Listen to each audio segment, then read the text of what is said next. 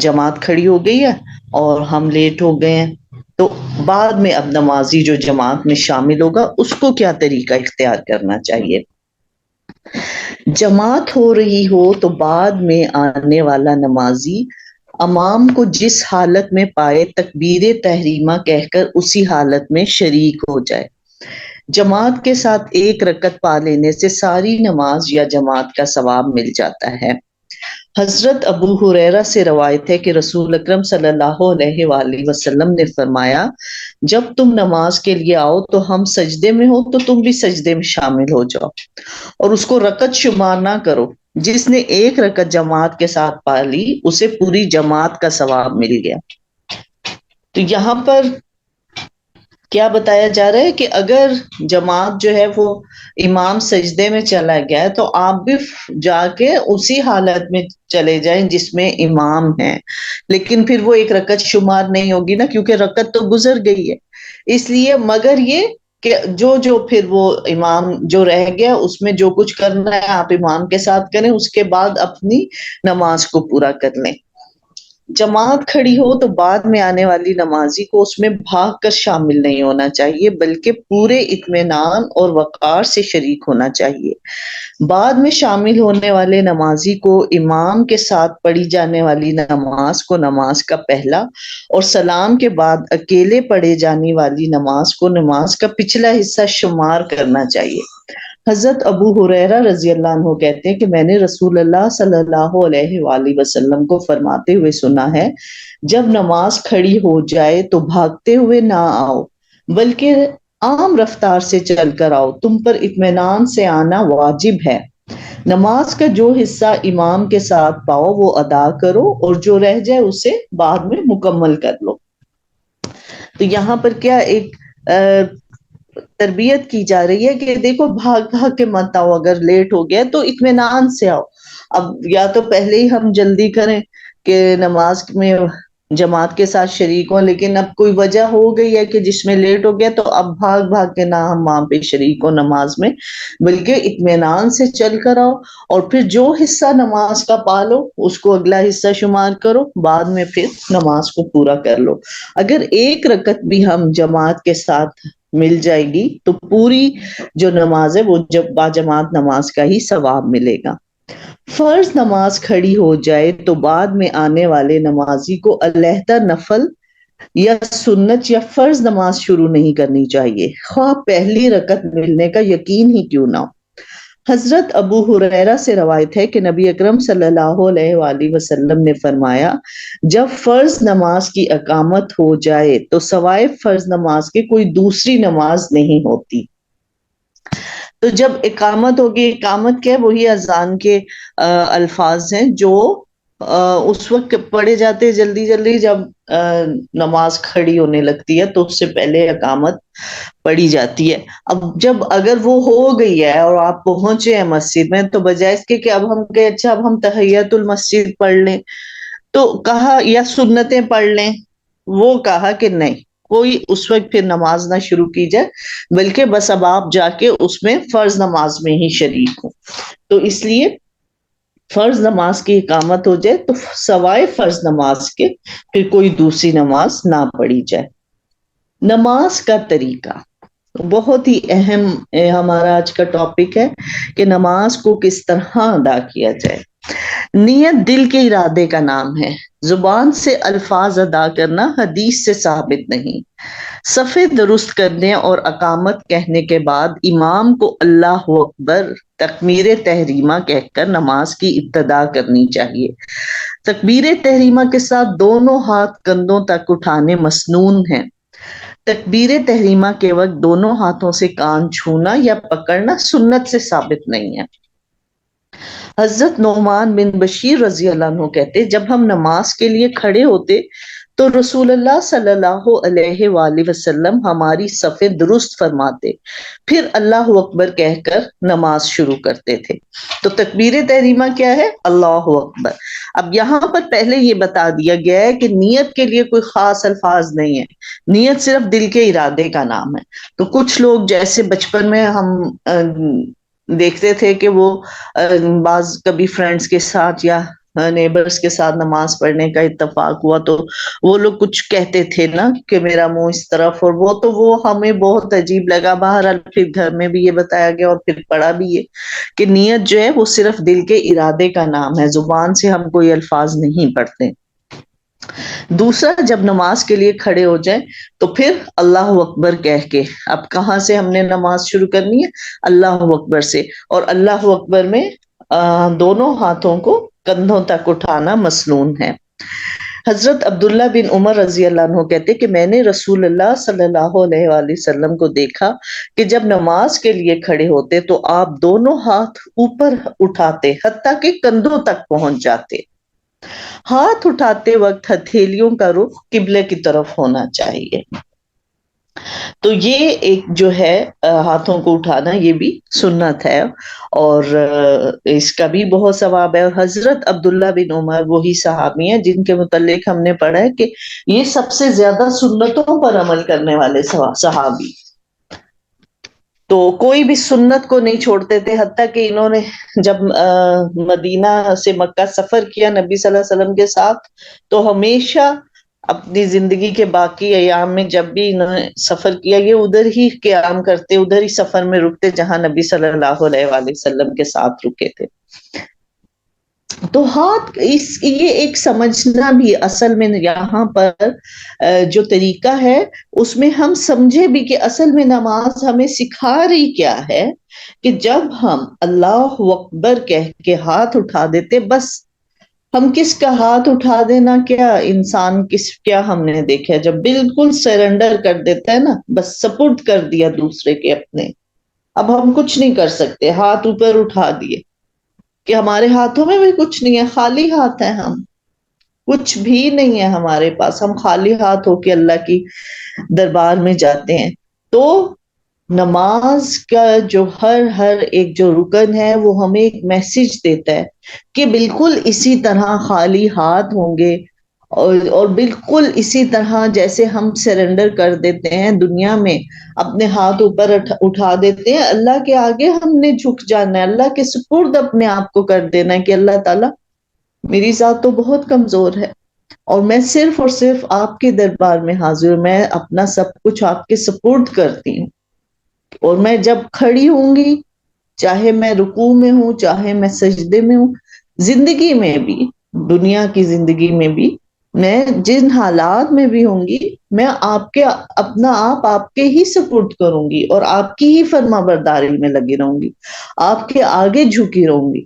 نماز کا ہر رکن ہمیں یہ ایک میسج دیتا ہے کہ ہمیں اللہ تعالیٰ کے آگے ہی جھکنا ہے، اللہ کے آگے سبمٹ کر دینا اپنا بالکل، یہ سوچ کے بس اب جو اللہ کا حکم ہے، چاہے وہ دین کے احکام ہے، چاہے ہماری زندگی سے متعلق اللہ تعالیٰ کے جو فیصلے ہیں، ہم اس پہ بس سر جھکا دیں کہ اللہ تعالیٰ نے ہمارے لیے فیصلہ کیا، اسی میں ہماری بہتری ہے.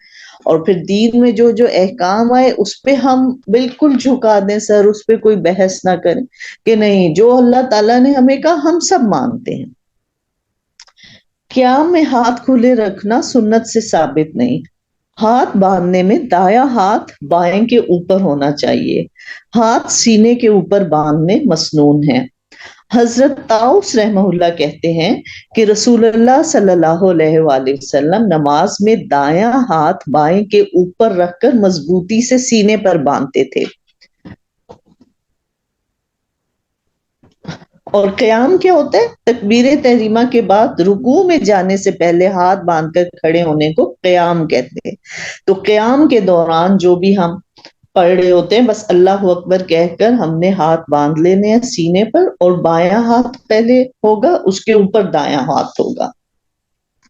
تکبیر تحریمہ کے بعد ثنا، تعوذ اور بسم اللہ پڑھنی چاہیے. حضرت ابو ہریرہ رضی اللہ عنہ فرماتے کہ رسول اللہ صلی اللہ علیہ وآلہ وسلم تکبیر تحریمہ کے بعد قرات شروع کرنے سے پہلے تھوڑی دیر خاموش رہتے. میں نے عرض کیا، یا رسول اللہ صلی اللہ علیہ وآلہ وسلم، میرے ماں باپ آپ پر قربان ہوں، اس خاموشی میں آپ کیا پڑھتے ہیں؟ جب آپ کو بھی اگر کہیں جماعت کے ساتھ نماز پڑھنے کا موقع ملا تو ایسا ہی ہوتا ہے نا کہ امام تھوڑی دیر اللہ اکبر کہنے کے بعد خاموش رہتے ہیں. تو اب یہ جو صحابی ہیں ابو ہریرہ، یہ بھی نبی صلی اللہ علیہ وسلم کے ساتھ جماعت کے ساتھ نماز پڑھ رہے ہیں، اور جب تلاوت شروع ہو رہی ہے یعنی سورت فاتحہ سے پہلے کچھ دیر نبی صلی اللہ علیہ وسلم خاموش کھڑے ہوئے، تو اب ان کے دل میں یہ خیال پیدا ہوا کہ میں پوچھوں، اور انہوں نے پوچھا پھر کہ آپ صلی اللہ علیہ وسلم اس وقت اس خاموشی میں کیا پڑھتے ہیں؟ تو آپ صلی اللہ علیہ وآلہ وسلم نے فرمایا کہ میں یہ دعا پڑھتا ہوں: اللہم باعد بینی و بین خطایای کما باعدت بین المشرق والمغرب، اللہم نقنی من الخطایا کما ینقی الثوب الابیض من الدنس، اللہم اغسل خطایای بالماء والثلج والبرد۔ جس کا ترجمہ کیا ہے؟ یا اللہ میرے اور میرے گناہوں کے درمیان مشرق اور مغرب کی دوری فرما دے۔ یا اللہ مجھے میرے گناہوں سے سفید کپڑے کی طرح پاک صاف کر دے۔ یا اللہ میرے گناہ برف، پانی اور اولوں سے دھو دے۔ تو یہ دعا ہم نے بھی پڑھی تھی اور میں نے پھر گروپ میں شیئر کی تھی، تو سب اس کو یاد کرنے کی کوشش کریں اور اس دعا کو پھر ضرور پڑھیں۔ ان عائشہ رضی اللہ تعالی عنہا قالت کان نبی صلی اللہ علیہ وآلہ وسلم اذا استفتح الصلاة قال سبحانك اللهم وبحمدك وتبارك اسمك وتعالى جدك ولا إله غيرك، رواہ ابو داؤد۔ حضرت عائشہ رضی اللہ تعالی عنہا فرماتی ہیں کہ رسول اللہ صلی اللہ علیہ وآلہ وسلم جب نماز شروع کرتے تو یہ کلمات پڑھتے تھے: سبحانک اللہم وبحمدک وتبارک اسمک وتعالی جدک ولا الہ غیرک، جس کا مطلب ہے اے اللہ تو اپنی حمد کے ساتھ پاک ہے، تیرا نام بہت بابرکت، بہت شان والا ہے، تیرے سوا کوئی معبود نہیں۔ تو یہاں پر یہ ان دو دعاؤں کا ذکر ہے، اور اس کے علاوہ بھی احادیث کی کتاب میں دعائیں ہیں، تو ان میں سے ایک بھی پڑھ سکتے ہیں، جیسے کہ ہمیں جو بچپن میں یاد کروائی گئی عام زیادہ تر لوگوں کو، وہ ثنا، اس کو ثنا کہتے ہیں، ثنا سبحانک اللہم وبحمدک والا۔ لیکن جو پہلی دعا ہے پھر جب وہ پڑھی تو وہ اتنی خوبصورت دعا ہے، اور اس میں اپنی بخشش اور گناہوں کا اعتراف اور گناہوں سے دوری کی دعا ہے، جیسے کہ ہم نے قرآن پاک میں پڑھا تھا کہ اس دن ہر نفس یہ خواہش کر رہا ہوگا کہ کاش اس کے اور اس کے عمل کے درمیان، اس کے اور اس کے گناہ کے درمیان اتنی دوری ہو جائے جیسے مشرق اور مغرب کے درمیان دوری ہے، کسی کو پتہ ہی نہ چلے کہ یہ والا یہ عمل کس کا یہاں پڑا ہوا ہے، یہ کس نے کام کیا تھا۔ تو بندہ کہتا ہے ہائے یہ کسی کو پتہ نہ چلے یہ کام میں نے کیا تھا۔ تو اس وقت جب ہم خواہش کریں گے تو ہم کیوں نہ آج ہی سے اپنے لیے یہ دعا شروع کر دیں، کیونکہ اس وقت پھر عمل کا ٹائم نہیں ہوگا، اس وقت دعاؤں کی مہلت نہیں ہوگی۔ یہاں پر اللہ تعالیٰ نے ہمیں یہ مہلت دی ہے، دعاؤں کا ٹائم دیا ہے، اس لیے اب اس وقت کو ہمیں ضائع نہیں کرنا، محنت کرنی ہے اپنی آخرت کے لیے، تو اس کو ہمیں یاد کرنا چاہیے، اور ضرور ہمیں نماز شروع کرنے سے پہلے پڑھنی چاہیے۔ اچھا، اب یہ دو دعائیں یا تو دونوں پڑھیں یا ایک پڑھ لیں۔ اس کے بعد پھر کیا ہے؟ بسم اللہ کے بعد سورت فاتحہ پڑھنی چاہیے۔ سورت فاتحہ ہر نماز، سری ہو یا جہری، فرائض ہو یا نوافل، ہر رکعت میں پڑھنی ضروری ہے۔ رکوع میں شامل ہونے والے نمازی کو اپنی رکعت دوبارہ ادا کرنی چاہیے۔ امام، مقتدی اور منفرد سب کو سورت فاتحہ پڑھنی چاہیے۔ تو یہاں پر سورت فاتحہ کی اہمیت کا پتہ چلتا ہے کہ سب سے پہلے ایک تو بسم اللہ کے بعد سورت فاتحہ پڑھی جائے گی، بسم اللہ پڑھنی ضروری ہے، پھر ہر رکعت میں سورت فاتحہ پڑھی جائے گی۔ دوسرا کیا ہے کہ سری ہو یا جہری، یعنی کہ کچھ جو ہیں اونچی آواز میں ہوتی ہیں، جیسے دن کی جو نماز ہے وہ خاموشی سے پڑھی جاتی ہے، اور جو رات کی نمازیں اندھیرے کی وہ ان کی قرات اونچی آواز میں ہوتی ہے۔ تو جیسی بھی ہوگی وہ اس میں سورت فاتحہ پڑھی جائے گی۔ اور رکوع میں شامل ہونے، اب فرض کریں کہ ایک نمازی اتنا لیٹ ہو گیا کہ جماعت جو ہے وہ رکوع میں چلی گئی ہے، پہلی رکعت کا رکوع ہے، اب آپ نے رکوع ہی شامل ہو جانا ہے، لیکن پھر وہ بعد والی وہ رکعت پوری کی جائے گی، اس کو رکعت شمار نہیں کیا جائے گا۔ اس لیے جب سلام پھیر لیں باقی، تو ہم سلام نہ پھیرے، ہم اٹھ کے اپنی ایک رکعت پڑھ لیں اور پھر ہم سلام پھیرے۔ تو دوسرا یہ بتا دیا کہ امام मुक्तदी और मुनफरिद, यानी चाहे हम जमात के साथ नमाज पढ़ रहे हैं, चाहे नमाज इमाम के तौर पे पढ़ रहे हैं, चाहे मुक्तदी के तौर पे पढ़ रहे हैं। इमाम क्या है? जो नमाज करवा रहे हैं, जमात करवा रहे हैं, और मुक्तदी जो उनको फॉलो कर रहे हैं। तो अब हमारा कोई भी स्टेटस है, चाहे हम इमाम हैं या हम मुक्तदी हैं या फिर मुनफरिद, यानी हम अगर अकेले भी नमाज पढ़ रहे हैं, सूरत फातिहा पढ़नी फर्ज है।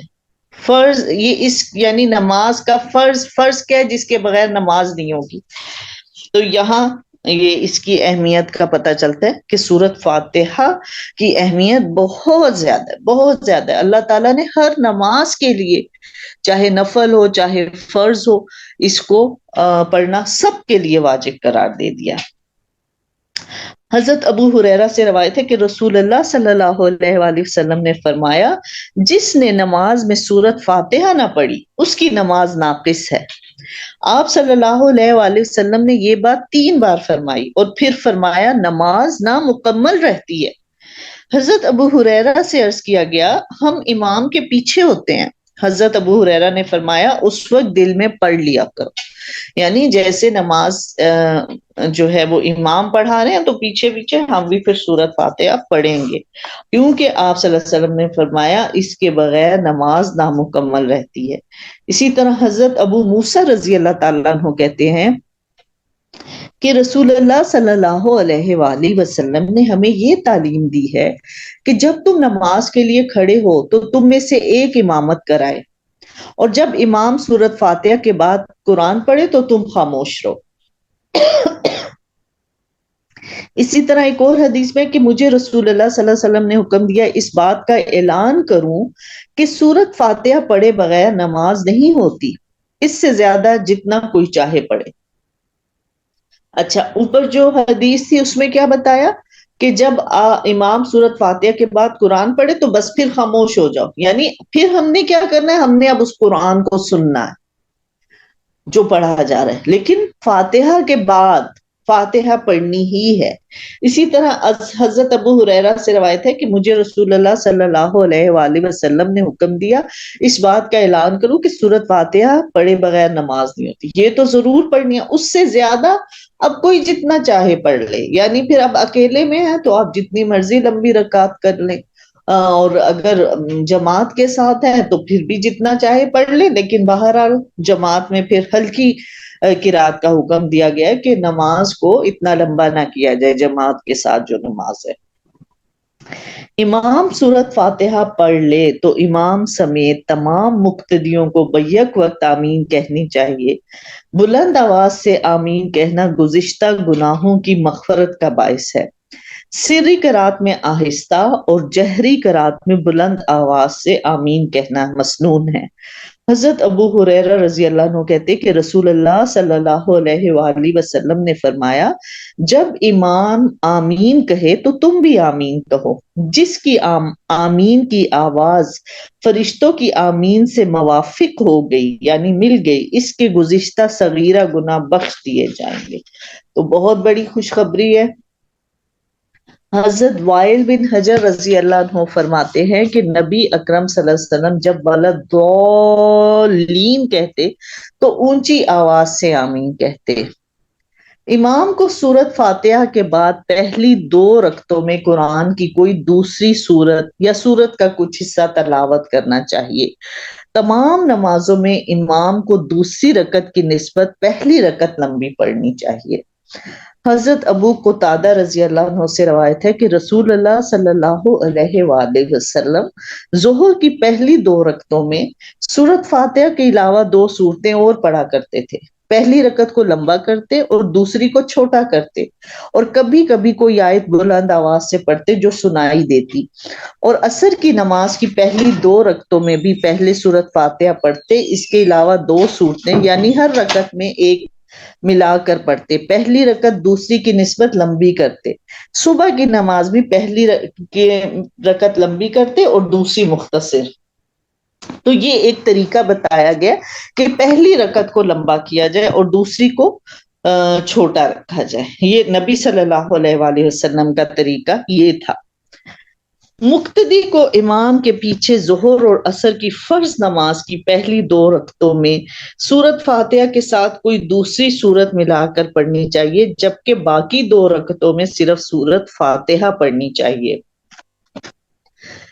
एक और सहाबी कहते हैं, हजरत जाबिर बिन अब्दुल्ला कहते हैं कि हम जोहर और असर की नमाज में इमाम के पीछे पहली 2 रकतों में सूरत फातिहा और कोई दूसरी सूरत पढ़ते, जबकि बाकी 2 रकतों में सिर्फ सूरत फातिहा पढ़ते। तो यहाँ पर जोहर और असर का जिक्र किस लिए हो रहा है कि यहाँ पर इसमें जो है वो ये सिर्री करात होगी, यानी खामोशी से इमाम जो है वो तिलावत कर रहा है। तो अब मुक्तदी को क्या करना चाहिए कि पहली जो 2 रकते हैं जोहर और असर में, पहली 2 रकतों में क्या होगा कि सूरत फातिहा के बाद कोई सूरत पढ़ ली जाएगी, और बाकी 2 रकतों में वो कहते हैं कि हम नहीं पढ़ते थे, सिर्फ सूरत फातिहा ही पढ़ते थे। मुनफरिद को, यानी जब आप अकेले नमाज पढ़ रहे हैं, फिर क्या है, सुन्नत और नवाफिल की तमाम रकतों में सूरत फातिहा के बाद कोई दूसरी सूरत मिलानी चाहिए। जहरी नमाज की पहली और दूसरी रकत में किरात की तरतीब वाजिब नहीं, एक ही रकात में सूरत फातिहा के बाद 2 सूरतें मिलाकर पढ़ना जायज है। तो यहाँ पर क्या बता दिया है कि जब हम अकेले नमाज पढ़ने होंगे तो फिर हर रकत में हमें सूरत फातिहा के बाद कोई ना कोई सूरत पढ़नी है, कम से कम 3 आयतें कहते हैं पढ़े, और सूरत का कोई हिस्सा भी पढ़ सकते हैं, ये नहीं है कि पूरी ही सूरत पढ़े। जैसे सूरतुल बकरा है, बहुत लंबी सूरत है, तो उसकी कुछ आयतें भी पढ़ सकते हैं, और फिर 2 सूरतें मिलाकर भी पढ़ सकते हैं। तो जितना हम चाहें, जितना आसानी से कुरान नमाज में कुरान को पढ़ सकें उतना पढ़ना चाहिए, और इसके लिए हमें कोशिश भी करनी है कि कुरान का कुछ हिस्सा हमें हिफ्स हो, याद हो, जिसको हम नमाज में शामिल कर सकें, नमाज में पढ़ सकें। हजरत अनस रजी अल्लाह अन्हु फरमाते कि एक इंसारी मस्जिद कुबा में इंसार की इमामत कराता था। वो तमाम जहरी नमाजों की हर रकत में पहले सूरत इखलास पढ़ता, फिर कोई दूसरी सूरत पढ़ता। नबी अकरम सल्लल्लाहु अलैहि वसल्लम तशरीफ लाए तो इंसार ने आपको ये सूरत हाल बताई। हजूर अकरम सल्लल्लाहु अलैहि वसल्लम ने इमाम से दरियाफ्त फरमाया, तुम लोगों के कहने पर अमल क्यों नहीं करते और सूरत इखलास को हर रकत में किरात से पहले क्यों पढ़ते हो? इंसारी इमाम ने जवाब दिया, मैं सूरत इखलास से मोहब्बत रखता हूँ। आप सल्लल्लाहु अलैहि वसल्लम ने इरशाद फरमाया, सूरत इखलास की मोहब्बत तुम्हें जन्नत में ले जाएगी। सुभान अल्लाह, यानी कि क्या खूबसूरत बात है कि वो हर नमाज में कहते हैं कि सूरत इखलास जरूर पढ़ते थे, फिर कुछ और सूरत पढ़ते थे, और लोगों ने शिकायत की कि ये तो हर वक्त ही सूरत इखलास पढ़ते हैं, हर नमाज में सूरत इखलास पढ़ते हैं। और जब आप सल्लल्लाहु अलैहि वसल्लम ने पूछा कि तुम क्यों ऐसा कर रहे हो, वो कहते हैं मुझे इससे मोहब्बत इतनी है। तो कितनी खूबसूरत ये बात है कि ये जो मोहब्बत है, और फिर उन्होंने कहा सूरत इखलास की मोहब्बत तुम्हें जन्नत में ले जाएगी। तो यहाँ पर एक हमें भी सोचना चाहिए कि क्या हमें भी किसी कुरान की किसी सूरत से मोहब्बत है, और अगर नहीं है तो हमें भी उसको सोचना चाहिए। ये एक नई चीज है कि अच्छा, कुरान की और फिर कुरान से मोहब्बत तो एक बहुत बड़ी बात है, फिर कुरान की एक किसी एक सूरत से इतनी मोहब्बत, किसी एक आयत से इतनी मोहब्बत के दिल चाहे हम ये पढ़ते रहे, तो वो मोहब्बत इंशाल्लाह जन्नत में ले जाएगी। क्योंकि क्या कहते हैं, हमने क्या हदीस में पढ़ा है कि इंसान उसके साथ ही होगा जिसके साथ वो मोहब्बत करता होगा।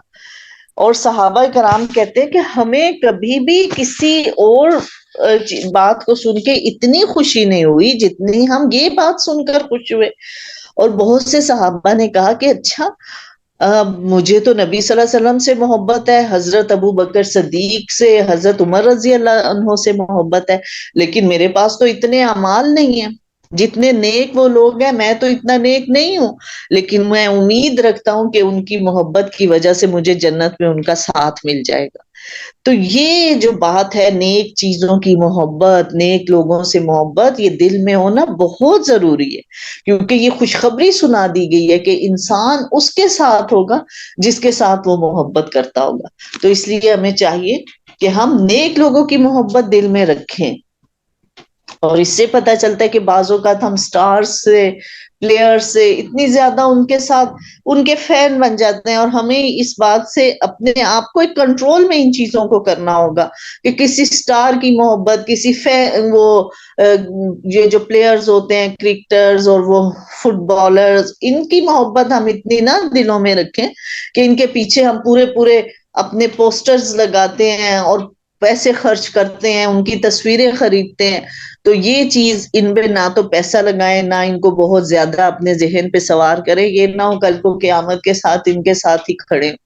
تو بہرحال اللہ تعالیٰ ہمیں نیک لوگوں کی محبت دل میں ہمارے ڈالے اور تاکہ ہم ان کے ساتھ ہوں.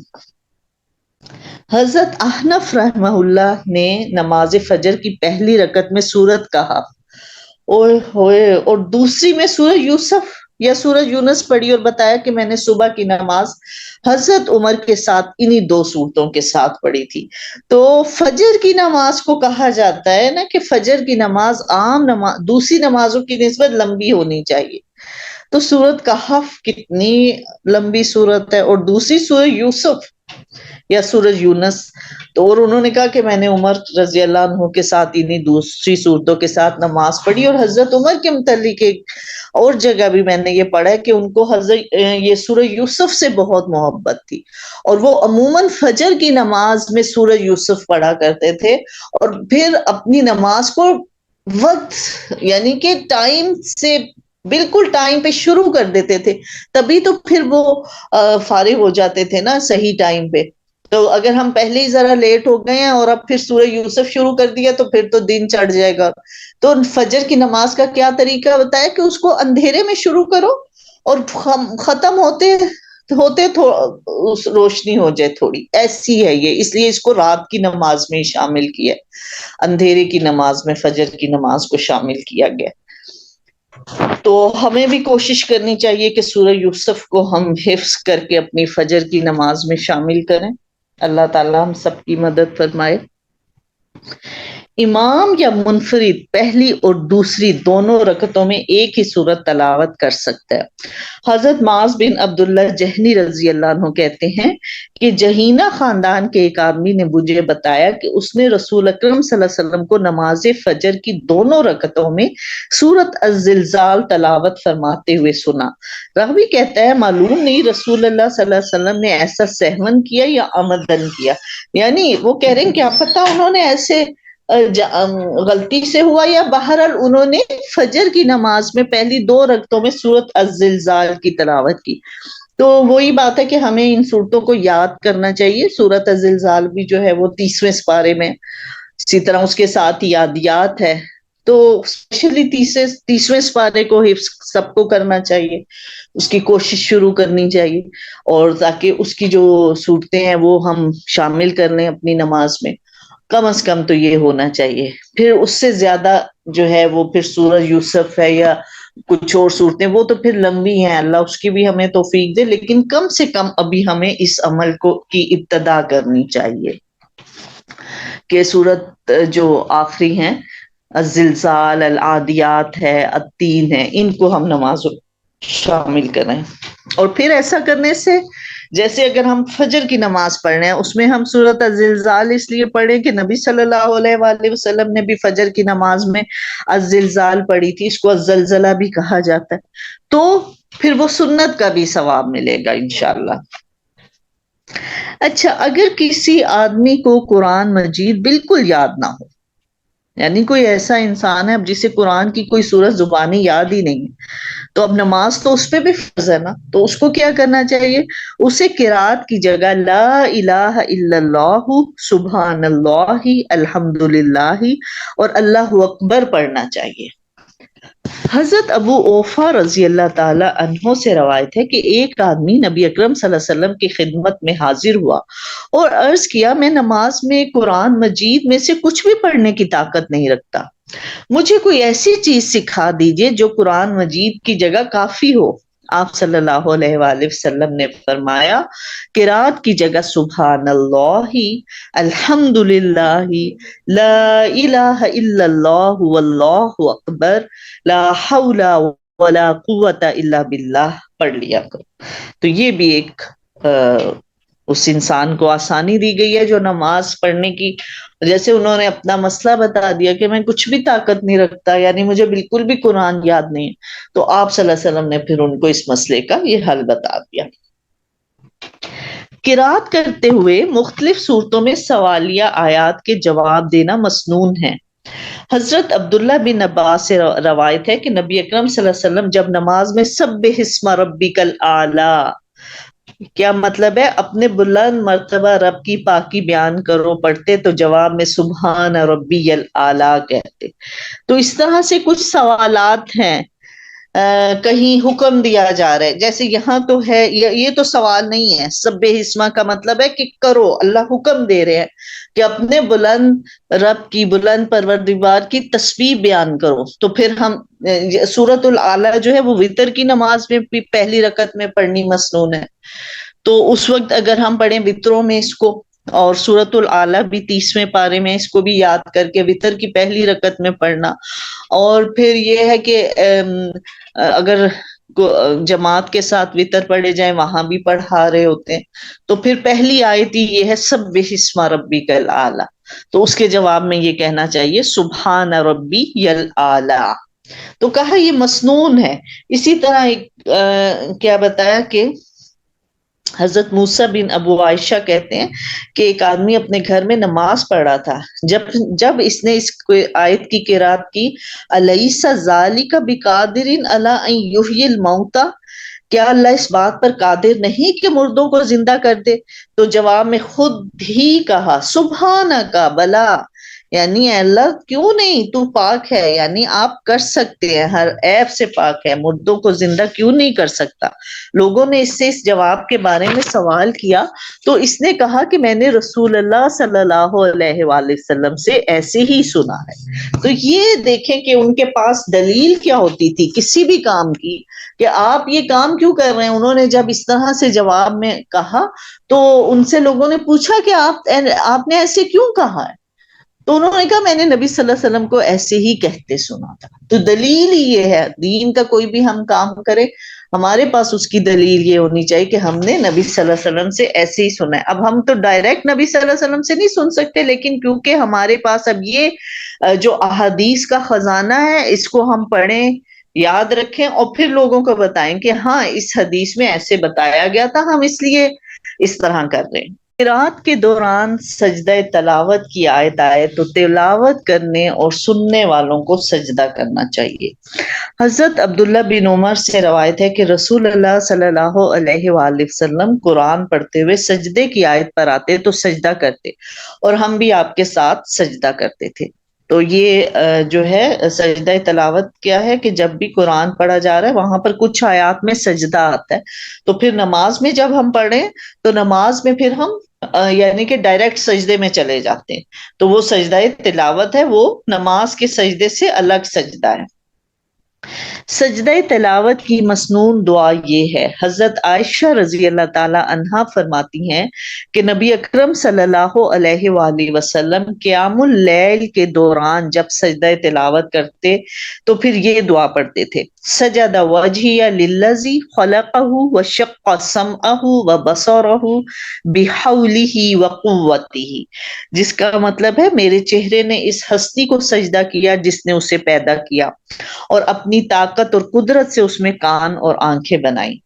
تلاوت کرنے والا سجدہ نہ کرے تو سننے والے کو بھی سجدہ نہیں کرنا چاہیے، یعنی کہ یہ کوئی فرض نہیں ہے، آپ کر بھی سکتے ہیں اور نہیں بھی کر سکتے۔ اگر پھر امام نے نہیں سجدہ کیا تو پھر آپ بھی سجدہ نہیں کریں گے، مقتدی بھی سجدہ نہیں کرے گا۔ بہرحال سجدہ کرنے کا ثواب ہے تو اس لیے کرنا چاہیے سجدہ، اور یہ دعا اس کو یاد کر لیں جو کہ ہر نماز کی دعا میں بھی دی ہوگی۔ نماز محمدی ہے ایک، اس کی کتاب کو خریدنے کی کوشش کریں کہ یہ سب دعائیں جو ہیں اس میں بھی اکٹھی شامل ہیں، نماز محمدی ہے، اور اسی طرح پیارے رسول کی پیاری دعائیں اس میں بھی تقریباً سب دعائیں ہیں۔ سجدہ تلاوت واجب نہیں ہے۔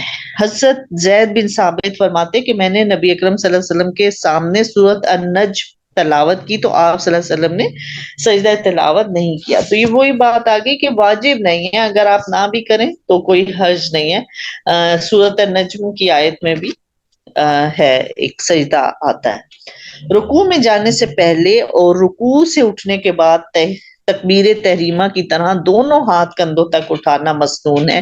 اسے رفع یدین کہتے ہیں.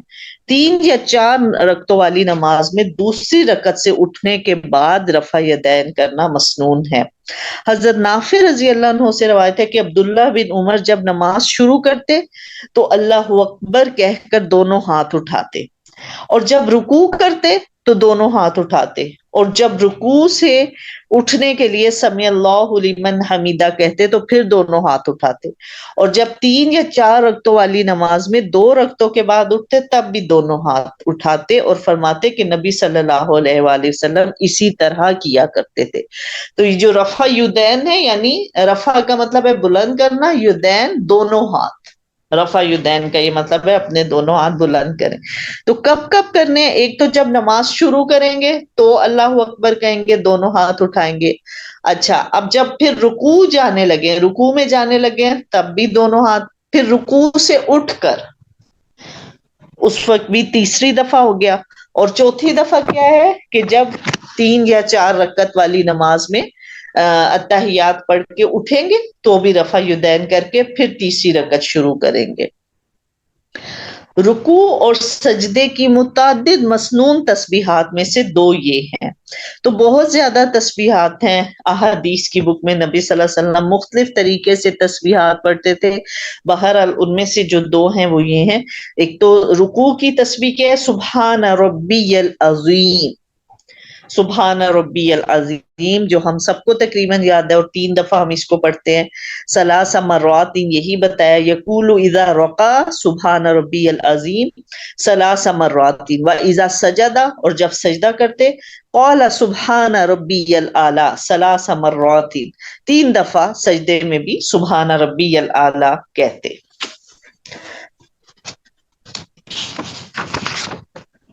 ان عائشہ رضی اللہ تعالی عنہا ان النبی صلی اللہ علیہ وآلہ وسلم کان یقول فی رکوعہ وسجودہ سبوح قدوس رب الملائکۃ والروح.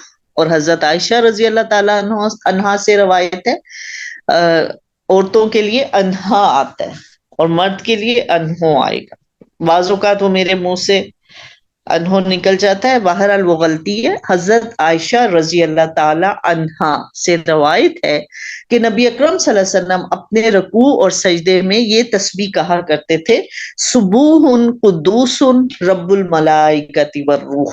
تو اس کو بھی پڑھ لینا چاہیے، یاد کر لینا چاہیے. اسی طرح اور بھی تسبیحات ہیں. وہی بات ہے کہ ہم کسی کتاب میں نماز محمدی میں یا پھر یہ جو پیارے رسول کی پیاری دعائیں، اس میں بھی کچھ دعائیں دی ہوئی ہیں، تو یہ ہمیں 2 سے 3 یاد رکھنی چاہیے تاکہ تھوڑا سا ہماری رکوع اور سجدے میں بھی زیادہ ہو جائے، تھوڑی سا ٹائم زیادہ ہم دیں رکوع اور سجدے میں. رکوع میں دونوں ہاتھ مضبوطی سے گھٹنے پر رکھنے چاہیے. رکوع میں دونوں بازو پھیلانے چاہیے. حضرت عائشہ رضی اللہ تعالی عنہا فرماتی ہیں کہ رسول اللہ صلی اللہ علیہ وآلہ وسلم رکوع کرتے تو اپنے دونوں ہاتھ گھٹنوں پر رکھ لیتے اور اپنے بازو پھیلا دیتے تھے. حالت رکوع میں کمر سیدھی اور سر کمر کے برابر ہونا چاہیے، اونچا ہو نہ نیچا. حضرت عائشہ رضی اللہ تعالیٰ عنہ فرماتی کہ رسول اللہ صلی اللہ علیہ وآلہ وسلم جب رکوع فرماتے تو اپنا سر کمر سے نہ اونچا کرتے نہ نیچا، بلکہ سر اور کمر برابر رکھتے. تو اس لیے رکوع کا جو ہمیں پوسچر ہے بالکل دیکھ لینا چاہیے ایک دفعہ نماز کے علاوہ بھی کہ ہم صحیح کھڑے ہو رہے ہیں، یعنی ایک دفعہ رکوع کی حالت میں کھڑے ہو کر چیک کریں کہ ایک تو کمر کو سیدھا رکھنا ہے، کمر سیدھی رکھنے کی کوشش کیجئے، اور پھر سر کو نیچے نہیں کرنا نہ اوپر کرنا ہے، بلکہ سر اور کمر بالکل ایک ہی لیول پر ہوں، برابر ہونی چاہیے. دوسرا، اپنے ہاتھوں کو گھٹنوں پر مضبوطی سے رکھ لیتے تھے اور بازو پھیلا دیتے تھے. رکوع اور سجود اطمینان سے نہ کرنے والا نماز کا چور ہے. حضرت ابو قتادہ رضی اللہ عنہ کہتے ہیں کہ رسول اللہ صلی اللہ علیہ وآلہ وسلم نے فرمایا، بدترین چور نماز کا چور ہے. لوگوں نے پوچھا، یا رسول اللہ صلی اللہ علیہ وسلم نماز کی چوری کیسے؟ فرمایا نماز کا چور وہ ہے جو رکوع اور سجود پورا نہیں کرتا. تو اس لیے جلدی جلدی سے بس رکوع میں گئے اٹھ گئے، سجدے میں گئے اٹھ گئے، تو اس کو برا طریقہ کہا گیا اور کہا کہ یہ نماز میں چوری ہے. تو اطمینان سے رکوع کرنا ہے، اطمینان سے سجدہ کرنا ہے، ٹائم دینا ہے اس کو. رکوع اور سجدے میں قرآن کی تلاوت کرنا منع ہے. حضرت عبداللہ بن عباس کہتے ہیں کہ رسول اللہ صلی اللہ علیہ وآلہ وسلم نے ارشاد فرمایا، لوگوں یاد رکھو مجھے رکوع اور سجدے میں قرآن پڑھنے سے منع کیا گیا. تو اس لیے قرآن کی تلاوت جو ہے وہ سجدے اور رکوع میں نہیں ہوگی. رکوع کے بعد اطمینان سے سیدھا کھڑا ہونا ضروری ہے. حضرت ثابت رضی اللہ عنہ فرماتے کہ حضرت انس ہمارے سامنے رسول اللہ صلی اللہ علیہ وسلم کی نماز بیان کرتے تو پڑھ کر وضاحت فرماتے کہ رکوع سے جب سر اٹھا کر قوما کے لیے کھڑے ہوتے تو اتنی دیر کھڑے ہوتے کہ ہمیں گمان ہونے لگتا شاید حضرت انس سجدے میں جانا بھول گئے. تو اس لیے کہا کہ اب حضرت انس کون ہے؟ حضرت انس کا یہ آتا ہے کہ ان کی جو والدہ تھی ان میں سلیم بہت ہی سمجھدار خاتون تھی، اور اپنے بیٹے کو حضرت انس کو جب وہ 10 سال کے تھے نبی صلی اللہ علیہ وآلہ وسلم کے پاس لے اور کہا کہ بس اب آپ ہی کے سپرد ہے یہ، آپ اس سے خدمت کریں، اس کو تعلیم دے. اور حضرت انس پھر 10 سال کا بچہ جو ہے وہ ان کے پاس جوانی تک رہے. تو کیسے کیسے پھر انہوں نے نبی صلی اللہ علیہ وسلم کے ساتھ ٹائم گزارا، کتنی ان سے تعلیم حاصل کی، کتنا کچھ سیکھا ہوگا ان سے. تو وہ کیا کہہ رہے ہیں، ایک صحابی فرما رہے ہیں کہ حضرت انس ہمارے سامنے رسول اللہ صلی اللہ علیہ وسلم کی نماز پڑھ کر بتاتے، پھر وضاحت کرتے کہ آپ صلی اللہ علیہ وسلم کیسے نماز پڑھتے تھے. اور جب رکوع سے سر اٹھا کر قومے کے لیے کھڑے ہو جاتے ہو اتنی دیر کھڑے ہوتے ہیں ہمیں لگتا ہے کہ پتہ نہیں اب سجدے میں جانا بھول تو نہیں کیا. مطلب کیا ہے کہ اطمینان سے رکوع کے بعد سیدھے کھڑے ہو جائیں اور اس کو 1-2 سیکنڈ دے، جیسے ہم پھر پڑھتے بھی ہیں اس میں سبحان ربی الاعلیٰ یہ کہتے ہوئے اٹھتے ہیں. اس کے بعد پھر دعا بھی ہے ربنا ولک الحمد حمدا کثیرا طیبا مبارکا فی، تو وہ کہتے کہتے بھی ٹائم لگتا ہے. تو وہی بات ہے کہ جب اطمینان سے پڑھیں گے تو کچھ ٹائم لگ جائے گا نا. حضرت ابو حمید رضی اللہ عنہ کہتے ہیں کہ نبی اکرم صلی اللہ علیہ وآلہ وسلم رکوع سے سر اٹھاتے تو سیدھے کھڑے ہو جاتے یہاں تک کہ ہر جوڑ اپنی جگہ پر آ جاتا. رکوع کے بعد سیدھا کھڑا ہونے کو قوما کہتے ہیں. حالت قوما میں ہاتھ باندھنے یا کھلے رکھنے کے بارے میں کسی حدیث سے کوئی وضاحت نہیں ملتی، لہٰذا دونوں طرح ہی درست ہے. قوما کی مسنون دعا یہ ہے. حضرت رفع بن رافع رضی اللہ عنہ فرماتے کہ نبی اکرم صلی اللہ علیہ وسلم کے پیچھے ہم نماز پڑھ رہے تھے، جب حضور صلی اللہ علیہ وسلم نے رکوع سے سر اٹھایا تو فرمایا سمیع اللہ لمن حمیدہ، جس کا کیا مطلب ہے؟ سمیع اللہ، سن لیا اللہ نے، لمن حمیدہ، جس نے اس کی تعریف کی، جس نے اللہ کی تعریف کی اللہ تعالیٰ نے سن لی. مقتدیوں میں سے ایک آدمی نے کہا ربنا ولک الحمد حمدا کثیرا طیبا مبارکا فی، اس کا کیا مطلب ہے؟ ہمارے رب تعریف تیرے ہی لیے بکثرت ایسی تعریف جو شرک سے پاک اور برکت والی ہے. جب حضور صلی اللہ علیہ وسلم نماز سے فارغ ہوئے تو پوچھا یہ کلمات کہنے والا کون تھا؟ اس شخص نے عرض کیا میں تھا. آپ صلی اللہ علیہ وسلم نے فرمایا میں نے 30 سے زیادہ فرشتوں کو ان کلمات کا ثواب لکھنے میں سبقت حاصل کرتے دیکھا ہے. یعنی فرشتے اس کے لیے مقابلہ کر رہے تھے کہ اس کا ثواب ہم لکھ لیں. تو کتنی یہ خوبصورت جو ہے دعا بات ہے کہ ایک تو نبی صلی اللہ علیہ وسلم نے یہ بات کی ہے سمیع اللہ لمن حمیدہ کہ اللہ نے سن لیا جس نے اس کی، اور پھر وہ جواب میں کیا کہتے ہیں ربنا ولک الحمد حمدا کثیرا طیبا مبارکا فی، کہ یا اللہ آپ ہی کے لیے ساری تعریف، ایسی تعریف جو ہر شرک سے پاک ہے اور برکت والی ہے. تو نبی صلی اللہ علیہ وسلم نے پوچھا یہ کلمات کس نے کہے ہیں؟ اس آدمی نے کہا میں نے کیا. آپ صلی اللہ علیہ وسلم نے فرمایا میں نے 30 سے زیادہ فرشتوں کو ان کا ثواب لکھنے میں سبقت حاصل کرتے دیکھا ہے. تو یہ بھی دعا ضرور پڑھنی چاہیے، اور پھر اطمینان سے جب کھڑے ہو کر یہ دعا پڑھیں گے تو پھر اتنا ٹائم لگ جاتا ہے کہ آپ صلی اللہ علیہ وسلم کا جیسے وہ فرمایا کہ اتنی دیر کھڑے ہوتے کہ ہر جوڑ اپنی جگہ پر آ جاتا تھا. سجدہ 7 اعضاء پر کرنا چاہیے، سجدے میں ناک زمین پر لگانا ضروری ہے، نماز میں کپڑوں اور بالوں کا سمیٹنا یا سنوارنا منع ہے۔ حضرت عبداللہ بن عباس کہتے ہیں کہ نبی اکرم صلی اللہ علیہ وآلہ وسلم نے فرمایا، مجھے 7 اعضاء پر سجدہ کرنے کا حکم دیا ہے۔ پیشانی پر، یہ کہتے ہوئے حضور صلی اللہ علیہ وسلم نے اپنے ہاتھ سے ناک کی طرف اشارہ کیا، دونوں ہاتھ، دونوں گھٹنے اور دونوں پاؤں کی انگلیاں۔ نیز آپ صلی اللہ علیہ وسلم نے فرمایا، مجھے حکم دیا گیا ہے کہ ہم نماز میں کپڑوں اور بالوں کو نہ سمیٹیں۔ تو اس لیے اس چیز کا خیال کرنا، ایک تو سجدہ کون سے 7 اعضاء ہو گئے، ایک تو دیکھیں ہماری پیشانی زمین پر لگی ہے، پھر ناک بھی زمین پہ لگ گیا 2، پھر دونوں ہاتھ ہیں، دونوں ہاتھ اور دونوں پاؤں کی انگلیاں، یعنی کہ دونوں پاؤں جو ہے سیدھے کھڑے ہو کے انگلیاں جو ہے ان کا رخ قبلہ کی طرف ہوتا ہے۔ تو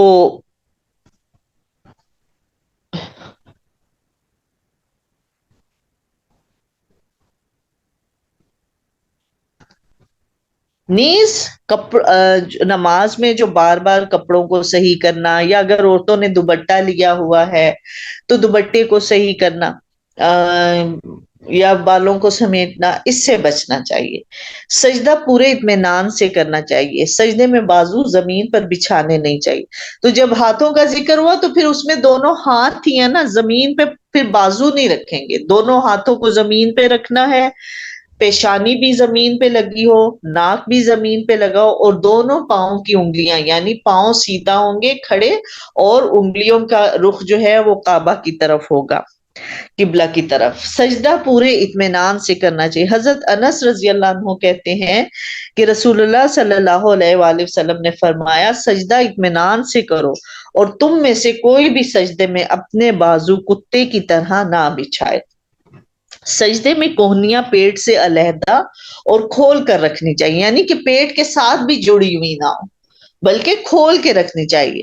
حضرت میمونہ رضی اللہ عنہ کہتی کہ نبی اکرم صلی اللہ علیہ وسلم جب سجدہ کرتے تو بکری کا بچہ آپ صلی اللہ علیہ وسلم کے ہاتھوں کے درمیان سے گزرنا چاہتا تو گزر جاتا، یعنی کہ اتنا فاصلہ ہونا چاہیے، ہاتھوں کو بازوؤں کو پھیلا کے رکھنا چاہیے۔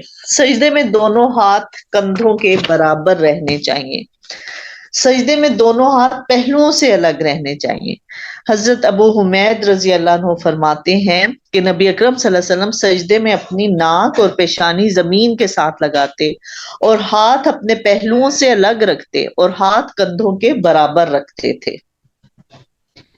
سجدے میں پاؤں کی انگلیاں قبلہ رخ ہونی چاہیے۔ حضرت ابو حمید رضی اللہ عنہ نبی اکرم صلی اللہ علیہ وسلم سے روایت کرتے ہیں کہ حضور اکرم صلی اللہ علیہ وسلم سجدے میں پاؤں کی انگلیاں قبلہ رخ رکھتے تھے۔ جلسہ کی مسنون دعا یہ ہے، اب سجدے کے بعد جب ہم بیٹھتے ہیں، ایک سجدہ کر کے بیٹھ جاتے ہیں، اس کو جلسہ کہا جاتا ہے۔ اس میں بیٹھ کے کیا دعا نبی صلی اللہ علیہ وسلم فرماتے تھے؟ اللہم اغفر لی وارحمنی واجبرنی واہدنی وارزقنی۔ اور کچھ بکس میں ایک دو الفاظ کا اضافہ بھی ہے، جیسے کہیں وعافنی بھی آیا ہوا ہے۔ تو اس کا کیا بہت ہی اچھی دعا ہے، اللہم اغفر لی، اے اللہ تعالیٰ مجھے بخش دے، ورحمنی، اور مجھ پر رحم فرما، وجبرنی، میرے نقصان پورے کر دے، ورزقنی، مجھے رزق دے۔ اسی طرح ایک اور جو ہے وہ روایت میں وعافنی، مجھے عافیت دے، ورفانی، مجھے بلندی عطا فرما۔ تو یہ بہت ہی خوبصورت دعا ہے، اس کو بھی یاد کرنا چاہیے، اور یہ دو سجدوں کے درمیان جب انسان بیٹھتا ہے اس وقت کی یہ دعا ہے، اس کو جلسہ کہتے ہیں۔ تو قوما سے جب ہم رکوع سے کھڑے ہوتے ہیں اس کو قوما کہتے ہیں، اور جب ہم سجدے سے اٹھتے ہیں ایک سجدہ کر کے بیٹھتے ہیں اس کو جلسہ کہتے ہیں۔ دو سجدوں کے درمیان بیٹھنے کو سجدہ کہتے ہیں، اور اس میں یہ دعا پڑھنی چاہیے۔ رکوع، سجود، قوما اور جلسہ اطمینان اور اعتدال سے تقریباً ایک جتنے وقت میں ادا کرنے چاہیے۔ حضرت برہ رضی اللہ عنہ فرماتے کہ نبی اکرم صلی اللہ علیہ وسلم کا رکوع، سجدہ، قوما، دونوں سجدوں کا درمیانی قاعدہ تقریباً برابر ہوتے تھے۔ تو یہ مطلب ایک نماز کی وہ ترتیب بتائی ہوئی ہے نا، کہ ایک توازن ہے نماز میں، یہ نہیں کہ رکوع بہت لمبا کر دیا اور پھر کھڑے ہو کر فوراً سجدے میں چلے گئے، نہیں، اس میں ایک توازن ہے کہ تقریباً رکوع کو بھی اتنا ہی ٹائم دو اور پھر آرام سے کھڑے ہو جاؤ، پھر سجدے میں اطمینان سے جائیں، اس کو ٹائم دیں، اس کے بعد پھر آرام سے بیٹھے ہیں تو اس کو بھی ٹائم دیا، ایک جتنا تقریباً وہ کہہ رہے ہیں ٹائم ہوتا تھا۔ تو یہ ایک بیلنس نماز میں خوبصورتی ہوتی تھی نماز میں۔ پہلی اور تیسری رکعت میں دوسرے سجدے کے بعد تھوڑی دیر بیٹھنا مسنون ہے، اسے جلسہ استراحت کہتے ہیں۔ حضرت مالک بن حویرث رضی اللہ عنہ سے روایت ہے کہ انہوں نے نبی اکرم صلی اللہ علیہ وسلم کو نماز پڑھتے دیکھا۔ آپ صلی اللہ علیہ وآلہ وسلم جب نماز کی طاق رکھتوں یعنی پہلی اور تیسری میں ہوتے تو دوسرے سجدے کے بعد تھوڑی دیر سیدھے بیٹھتے، پھر قیام کے لیے کھڑے ہوتے۔ تو اس لیے یہ بھی مسنون ہے کہ دوسرا سجدہ جب کیا جائے، جیسے آپ کی جو سیکنڈ رکعت ہوگی اور فورتھ ہوگی اس میں تو بیٹھنا ہی ہے نا دوسرے سجدے کے بعد، کیونکہ ہم اتحیات پڑھ رہے ہیں۔ لیکن جو پہلی رکعت ہے اور جو تیسری ہے جس کے بعد ہمیں اصل میں کھڑا ہونا ہوتا ہے، لیکن یہ نہیں کہ سجدہ کر کے کچھ لوگ ڈائریکٹ ہی کھڑے ہو جاتے، نہیں، بلکہ سجدہ کرنے کے بعد بیٹھیں تھوڑی دیر، اس کو جلسہ استراحت کہتے ہیں۔ تشہد میں انگشت شہادت اٹھانا مسنون ہے۔ تشہد میں داہنا ہاتھ دائیں گھٹنے پر اور بایاں ہاتھ بائیں گھٹنے پر رکھنا چاہیے۔ حضرت عبداللہ بن زبیر فرماتے کہ رسول اللہ صلی اللہ علیہ وآلہ وسلم جب اتحیات میں بیٹھتے تو داہنا ہاتھ دائیں گھٹنے پر ہوتا اور بایاں ہاتھ بائیں گھٹنے پر رکھتے اور اپنے انگوٹھے کو اپنی درمیانی انگلی پر رکھ کر ہلکا بناتے ہوئے شہادت کی انگلی اوپر اٹھاتے تھے۔ بہرحال احادیث میں جو شہادت کی انگلی اٹھانے کا وقت، کچھ لوگ کہتے ہیں شہادت کے وقت اٹھانا چاہیے اور کچھ ہیں جو آخری تشہد تک مسلسل اٹھائی جائے، دونوں طرح اس میں واجب ہے۔ انگشت شہادت اٹھانا شیطان کو تلاوت مارنے سے زیادہ سخت، تلوار مارنے سے زیادہ سخت ہے۔ حضرت نافع رضی اللہ عنہ کہتے کہ رسول اللہ صلی اللہ علیہ وآلہ وسلم نے فرمایا کہ انگشت شہادت اٹھانا شیطان کو تلوار یا نیزہ مارنے سے زیادہ سخت ہے۔ پھر یہاں پر تشہد کی مسنون دعا یہ بتائی گئی ہے، التحیات للہ والصلوات والطیبات السلام علیک ایھا النبی ورحمۃ اللہ وبرکاتہ السلام علینا وعلی عباد اللہ الصالحین اشہد ان لا الہ الا اللہ واشہد ان محمدا عبدہ ورسولہ۔ تو یہ جب آپ صلی اللہ علیہ وآلہ وسلم معراج کے لیے گئے تھے اور آپ کو آسمانوں پر سیر کرنے لے جایا گیا تھا تو اللہ تعالیٰ سے جب ملاقات ہوئی تھی تو آپ صلی اللہ علیہ وسلم روایت میں آتا ہے کہ انہیں یہ تھا کہ جب میں جاؤں تو ہم جب کہیں جاتے ہیں تو اس اپنے عزیز کے لیے جس سے محبت ہو اس کے لیے کوئی تحفہ لے جانا چاہیے۔ اب اللہ تو ہماری طرح نہیں ہے تو ان کو کس چیز کی ضرورت ہے، کسی کے چیز کی ضرورت نہیں ہے، تو انہوں نے پھر یہ کلمات کہے تحفے کے طور پہ جب اللہ سے ملاقات ہوئی، آپ نے کیا فرما، التحیات للہ والصلوات والطیبات۔ کیا مطلب ہے اس کا؟ کہ میری تمام جسمانی، زبانی اور مالی عبادتیں، تمام پاکیزہ کلمات اللہ ہی کے لیے ہیں، تمام اچھی باتیں اللہ ہی کے لیے ہیں۔ پھر اس کے بعد اللہ تعالیٰ نے کیا جواب دیا، السلام علیک ایھا النبی۔ پھر اللہ تعالیٰ نے سلام کیا، ان پر سلامتی بھیجی کہ آپ پر سلامتی ہو اے نبی محمد صلی اللہ علیہ وآلہ وسلم۔ اس کے جواب میں آپ صلی اللہ علیہ وسلم نے فرمایا، السلام علینا وعلی عباد اللہ الصالحین، ہم پر بھی سلامتی ہو اور ہمارے سارے اللہ کے نیک بندوں پر سلامتی ہو۔ تو یہاں پر بھی دیکھیں کہ وہ اپنے ساتھیوں کو نہیں بھولے، جب اللہ تعالیٰ نے کہا السلام علیکم ایھا النبی، آپ صلی اللہ علیہ وسلم نے جواب میں کہا کہ السلام علینا وعلی عباد اللہ الصالحین۔ اور روایت میں آتا ہے جب کسی نے یہ الفاظ کہے تو اللہ کے ہر نیک بندے کو، خواہ وہ آسمان میں ہو یا زمین میں، سلام پہنچ جاتا ہے۔ اور پھر یہ کہو اشہد ان لا الہ الا اللہ وحدہ لا شریک لہ واشہد ان محمدا عبدہ ورسولہ، کہ میں گواہی دیتا ہوں اللہ کے سوا کوئی معبود نہیں، اور میں گواہی دیتا ہوں کہ محمد صلی اللہ علیہ وآلہ وسلم اللہ کے بندے اور رسول ہیں۔ پھر آدمی اپنے لیے اللہ سے جو سوال کرنا چاہے کرے، یعنی کہ اس کے بعد جو ہے پھر آپ کچھ بھی کہہ سکتے ہیں، بہرحال اس سے پہلے اس کے بعد درود شریف پڑھا جائے گا اور اس کے بعد پھر دعا کی جاتی ہے۔ پہلا تشہد واجب ہے، نمازی پہلا تشہد بھول جائے تو اسے سجدہ سہو کرنا چاہیے۔ حضرت عبداللہ بن مالک سے روایت ہے کہ ہمیں رسول اکرم صلی اللہ علیہ وآلہ وسلم نے ظہر کی نماز پڑھائی، 2 رکعتوں کے بعد آپ صلی اللہ علیہ وآلہ وسلم کو تشہد کے لیے بیٹھنا تھا مگر بھول کر کھڑے ہو گئے، پھر جب آپ صلی اللہ علیہ وسلم نے نماز کا آخری تشہد کیا تو 2 سجدہ سہو کے ادا کیے، یعنی اگر پہلی جو تشہد جو 2 کے بعد ہوتا ہے اس میں بیٹھنا کوئی بھول گیا تو پھر اس پہ سجدہ سہو کیا جائے گا۔ اور سجدہ سہو کیا ہے کہ سجدہ سہو کو اسی طرح 2 سجدے کرنے ہوتے ہیں جیسے ہم نماز میں کرتے ہیں، وہ ان 2 رکعات کی نماز سجدوں کے علاوہ ہوتے ہیں، اور اس کے بعد پھر سلام پھیرا جائے۔ پہلے تشہد میں دایاں پاؤں کھڑا رکھنا اور بائیں پاؤں پر بیٹھنا مسنون ہے۔ دوسرے یا آخری تشہد میں دایاں پاؤں کھڑا کر کے بائیں پاؤں کو دائیں پنڈلی کے نیچے سے نکال کر کولے پر بیٹھنے کو تورک کہتے ہیں۔ تورک کرنا افضل ہے، یعنی کہ اس طرح سے بیٹھنا افضل ہے۔ بازو کا جسم ہیوی ہو جاتا ہے، بیٹھنا مشکل ہو رہا ہوتا ہے تو پھر جیسے بھی بیٹھ سکتا ہے انسان بیٹھے، لیکن بہرحال تورک کرنا افضل ہے۔ تو ٹائم ہو گیا، یہیں تک رکھتے ہیں، اور اس کے متعلق کوئی بھی سوال ہو نماز کے طریقے کے متعلق وہ آپ واٹس ایپ پر میسج کر کے بھی پوچھ سکتے ہیں، کلاس کے دوران بھی پوچھ سکتے ہیں۔ اللہ تعالیٰ ہم سب کو بہترین نماز پڑھنے والا، نماز کو صحیح طریقے سے ادا کرنے والا بنائے۔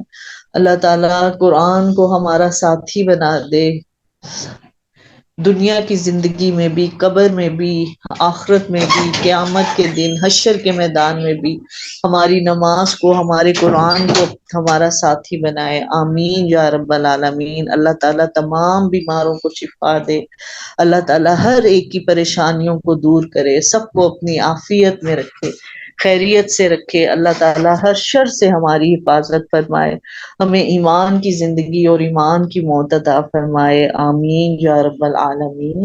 سبحانک اللہم و بحمدک نشہد ان لا الہ الا انت نستغفرک و نتوب الیک۔ السلام علیکم ورحمۃ اللہ وبرکاتہ۔